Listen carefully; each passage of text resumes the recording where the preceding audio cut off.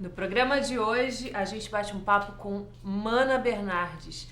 A gente fala sobre arte, sobre ressignificar a vida, sobre desenhar relações para redesenhar o mundo em que a gente vive. Tá lindão. Vem.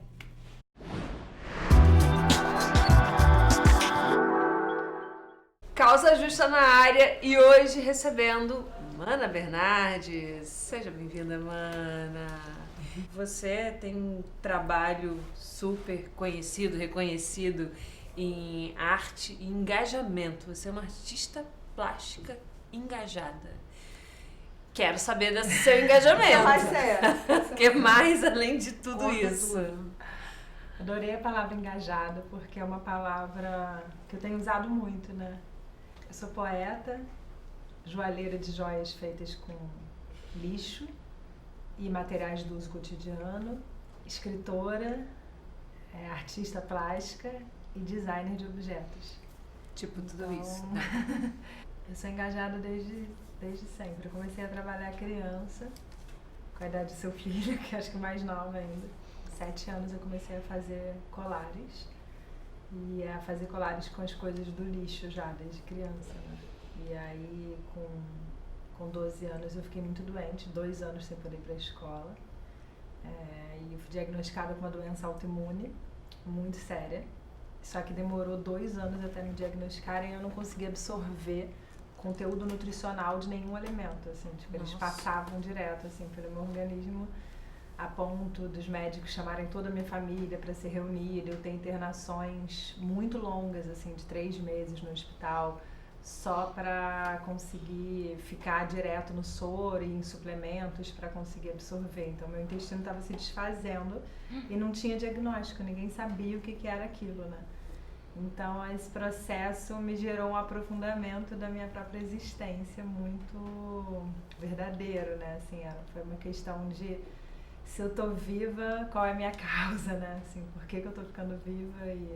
E isso me deu muitos sintomas positivos e alguns sintomas que eu não diria que são negativos, mas que são questionáveis, assim, que é uma coisa de que eu acho que eu vou morrer no dia seguinte, eu tenho que fazer tudo como se eu fosse morrer no dia seguinte. Então, eu fiquei com esse registro, assim. Ao mesmo tempo, isso é lindo, né? Porque, assim, eu faço projetos com muita profundidade. Eu brinco com todos os homens, assim, que estão comigo e com meu marido atual e com todos os meus namorados. Eu falo, eu sou casada com o meu trabalho e te namoro. Então, é um casamento, né? Assim, muito profundo, né? Para realizar, né? Assim, é um processo de realizar uma coisa legítima, né? Que vem de um lugar mais visceral, né? Exige uma entrega muito grande. Eu diria que essa é a grande entrega da minha vida, realizar. E realizar também a minha própria saúde dessa doença que chama doença de Crohn, que é uma doença autoimune no intestino, e que eu consigo não tomar nenhum remédio, assim, eu consigo fazer um ritual diário de autocuidado. Eu preciso ter um sistema de autocuidado muito coordenado, né, onde eu preciso fazer atividade física todos os dias e preciso todos os dias ter uma organização nutricional, assim, muito... Então, sua vida foi toda ritualizada. Minha vida foi toda ritualizada para atuar nesse código, né, assim, porque eu com 18 anos os médicos falaram num retorno da doença que eu teria que tomar mais ou menos 4 comprimidos pro resto da vida todos os dias. Então, esse aqui é o que vai segurar sua onda, esse aqui é para você proteger seu estômago, esse aqui é para você proteger seu fígado, porque um vai atacando o outro, né? E eu, então, como eu tinha 18 anos, eu fiz uma reunião com meu pai e com a minha mãe e eu falei que eu não ia tomar nenhum remédio e que eles se virassem com a minha decisão, que eu já tinha 18 anos e que essa era a minha decisão. E eles foram maravilhosos, eles acharam incrível, na verdade. Aí eu fiquei mais que 15 anos só comendo comida crua. Entrei, assim, na atmosfera do crudivorismo. E, enfim, reformei a minha vida, né? Assim, passei a ser uma atuante dentro da cozinha, da culinária e até hoje, assim, a minha vida gira em torno de um movimento da nutrição, sabe? E, de uma certa forma, eu acho que o que eu faço é uma expansão desse movimento também. de autocuidado, de nutrição e de compreender que isso pode se expandir, né? Que, na verdade, o organismo inflamado não é só meu, né? O meu organismo ele foi um sintoma de um organismo inflamado maior, que é o próprio mundo, né? E de uma ferida aberta maior, que é o próprio mundo, né? Então, essa relação que eu pude fazer desde sempre, desde 12 anos, quando eu fiquei doente, com a ferida aberta que o mundo se encontra e com a ferida aberta que o meu corpo registrou, né, somatizou, sintomatizou. E o meu trabalho todo fala dessa relação, né? Fala que eu tô conectada com a ferida aberta do mundo e que eu posso, através da minha arte, fazer essa costura dessa grande ferida aberta que o mundo se encontra. Então, acho que o meu corpo registrou isso e por isso a minha poesia tem essa consistência, assim, de querer lidar com essa costura dessa grande ferida que o mundo se encontra, sabe? Assim. Bom, já dá pra dizer que tão jovem você já tem uma carreira tão longeva, né? É longa e você tá se reinventando em muitas frentes, né? Você falou de poesia, você falou de artes plásticas. De onde você bebe a sua inspiração com seu juramento com essa arte? Eu lido com um lugar, pra mim, da sustentabilidade, né? Que eu não consigo nem usar essa palavra no singular. Para mim, sustentabilidades só pode ser usado no plural. Porque dentro da nossa existência urbana, né, assim, é completamente insustentável viver, né? E eu ando um pouco irritada, na verdade, com alguns movimentos da sustentabilidade no singular. Entrou num lugar das empresas e dos blogs e não sei o que nada disso é para irritar a gente, porque, na verdade, que bom que esse assunto está realmente efervescendo. Mas, ao mesmo tempo, eu acho que quando ele é primeiro do bem, sabe, assim, e charmoso, não sei o que, eu acho um pouco delicado, sabe? Por isso que eu falo com muita profundidade, o mundo está com uma enorme ferida aberta e nós precisamos ser curandeiros. Não dá para ser designer, a gente tem que ser curandeiro dessa ferida. Não é para embelezar, é para curar, né? E não dá para ser uma coisa, um oba-oba, uma discussão num lugar só da comunicação, sabe? Esse lugar precisa ser, né, no nosso ritual de autocuidado, mas na palavra que você trouxe, que é perfeita, que é no engajamento, sabe? Então, como é que a gente tira essa coisa da sustentabilidade, desse jargão do bem, e coloca que ele vai ser do bem, mas ele vai ter que atravessar o lugar da ferida primeiro, sabe? Então, assim, a gente precisa atuar olhando que a gente está vivendo um mundo completamente catastrófico, né? A gente está vivendo uma sociedade da catástrofe já.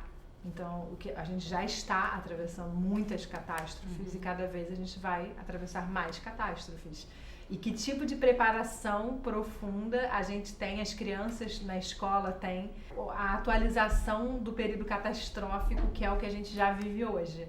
Então, eu acho que é muito importante que a gente possa falar da catástrofe, falar do momento catastrófico que a gente vive e através dessa profundidade da ferida aberta da catástrofe a gente chegar num lugar positivo, dançante, cultural, ativo, como as minhas obras são, felizes, coloridas, poéticas. Esse domingo eu fui ver Grandes Sertões Veredas, né, a peça, e é incrível, né, como Guimarães Rosa consegue fazer isso, né, que é uma poesia que atravessa a guerra.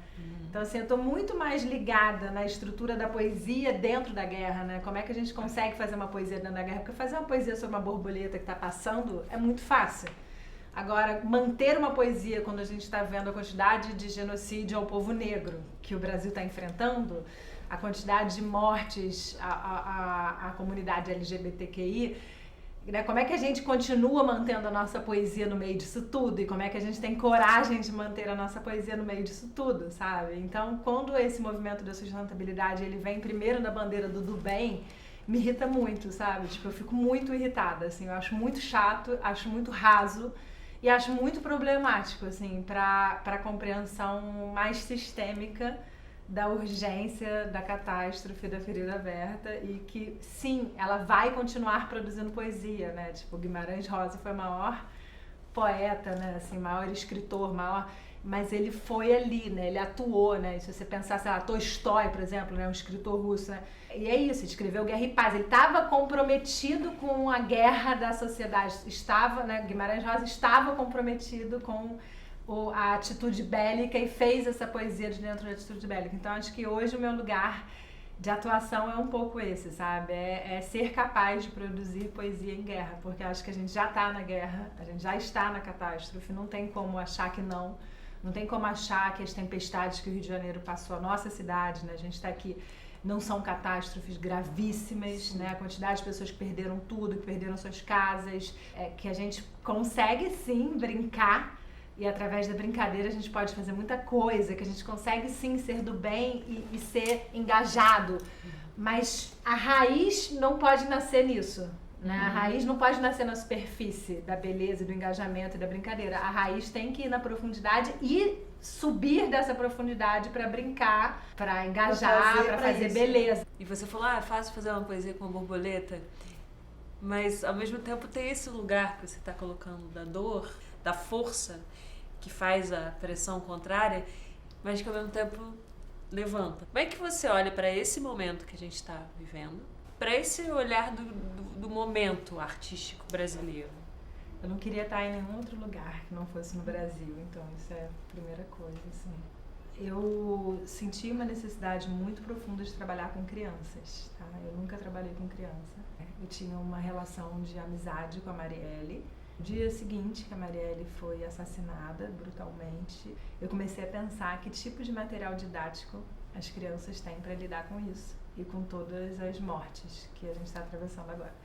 E eu comecei a perceber que não, assim, de uma maneira geral, pública, né, no sistema público de ensino, não existe direitos humanos como matéria, né, no currículo escolar.